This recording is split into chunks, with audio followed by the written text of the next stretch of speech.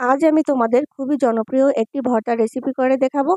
এটা এতটাই সুস্বাদু যে গরম ভাতের সাথে মনে হবে একাই খেয়ে নিতে পারবে। আশা করছি আমার আজকের ভর্তা রেসিপিটি তোমাদের কাছে খুবই ভালো লাগবে। আসসালামু আলাইকুম। তাহলে চলো দেখে নেই আমার আজকের মজার ভর্তা রেসিপিটি। এখানে আমি 250 গ্রাম কচুরমুখী নিয়েছি এবং ভালো করে ধুয়ে নিয়েছি। চুলে একটা কড়াই বসিয়ে তাতে পানি দিয়ে আমি কচুরমুখীগুলোকে দিয়ে দিলাম। হাই হিটে আমি 7 মিনিটের মতো কচুরমুখীগুলোকে সিদ্ধ করে নিব। ফিরে এলাম 7 মিনিট পরে। পানিটা টেনে গিয়েছে এবং কচুরমুখীগুলো সেদ্ধ হয়ে গিয়েছে। বাকি পানিগুলো আমি ছেঁকে কচুরমুখীগুলো ঠান্ডা করে নিব। এই মশলাগুলো আমি রেডি করে নিব। 2 টেবিল চামচ সরিষার তেল দিয়ে দিলাম। 7টা শুকনো মরিচ নিয়েছি। মিডিয়াম আঁচে শুকনো মরিচগুলোকে খুব ভালো করে ভাজতে হবে। খেয়াল রাখতে হবে যাতে পুড়ে না যায়। মরিচগুলো তুলে নিয়েছি। এখন মরিচ ভাজা সেই তেলের মধ্যে আমি মিডিয়াম সাইজের 3টা পেঁয়াজ কুচি করে নিয়েছি এবং 2টা রসুন ভালো করে কুচি করে নিয়েছি, এটা দিয়ে দিলাম। এদিকে আমি মরিচের মধ্যে একটু লবণ ছিটিয়ে দিলাম। তাতে কিন্তু মরিচগুলো নেতিয়ে যাবে না, খুব টাটকা থাকবে। একটু সময় নিয়ে ভালো করে ভেজে নিতে হবে এবং লাল লাল যখন ভাজা হয়ে যাবে তখন চুলার আঁচটা বন্ধ করে দিব। আমি এগুলোকে ঠান্ডা করে নিব। এদিকে আমার কচুরমুখীগুলোও কিন্তু ঠান্ডা হয়ে গিয়েছে।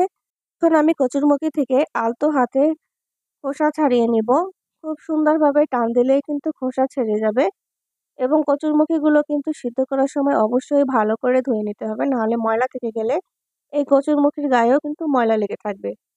খুবই ফ্রেশভাবে আমি কচুরমুখী থেকে খোসাগুলো ছাড়িয়ে নিয়েছি। এ পর্যায়ে আমি কচুরমুখীগুলো একটা সাইডে সরিয়ে রেখে আমি ভাজা শুকনো মরিচগুলো দিয়ে দিলাম।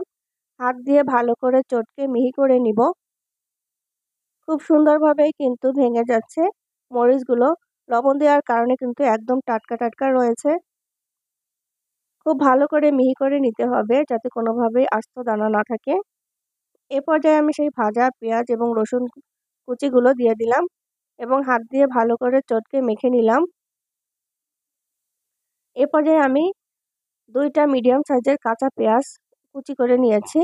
কাঁচা পেঁয়াজটা ভর্তার সাথে দিলে কিন্তু ভীষণ ভালো লাগে এবং স্বাদ দ্বিগুণ বেড়ে যায়। এ পর্যায়ে দিয়ে দিচ্ছি আমি ধনেপাতা কুচি। ধনেপাতা কুচিগুলোকেও আমি সবগুলো মশলার সাথে ভালো করে মেখে নিয়েছি। এ পর্যায়ে কচুরমুখীগুলোকে হাত দিয়ে ভালো করে ভেঙে ভালো করে সবগুলো মশলার উপকরণের সাথে মিশিয়ে নিতে হবে। স্বাদমতো লবণ দিয়ে দিলাম। এখন আমি খুব ভালো করে মেখে নিচ্ছি, কোনোভাবে যেন দলা বেঁধে না থাকে। খুব মিহি করে কিন্তু পেস্ট করে নিতে হবে হাত দিয়ে। এ পর্যায়ে ভর্তাটা কিন্তু রেডি হয়ে গেছে। আমি এখন একটা প্লেটে সুন্দর করে সার্ভ করে নিচ্ছি। গরম ভাতের সাথে এই কচুরমুখী ভর্তাটা খেতে কিন্তু ভীষণ ভালো লাগে। তোমরা চাইলে এভাবেই বানিয়ে নিয়ে খুব সুন্দরভাবেই খেতে পারো। আশা করি ছোট বড় সবার অনেক ভালো লাগবে ভর্তা রেসিপিটি। তো এই ছিল আমার আজকের মজার রেসিপিটি। যদি ভালো লেগে থাকে অবশ্যই লাইক দিবে, কমেন্ট করে জানাবে কেমন হয়েছে। চলে আসবো মজার কোনো রেসিপি নিয়ে। সে পর্যন্ত সবাই ভালো থাকবে, সুস্থ থাকবে। আল্লাহ হাফেজ।